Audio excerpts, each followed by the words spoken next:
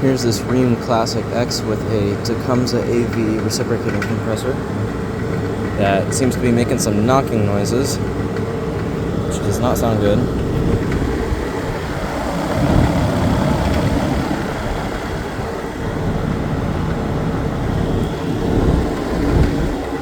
It's the older one.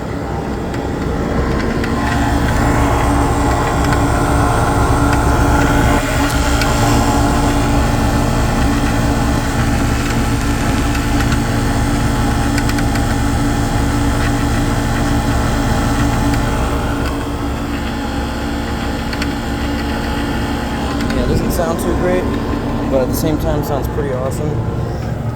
But it seems to be working amazing. It's 3-phase. I wonder if this one has one too. This one's got a skull.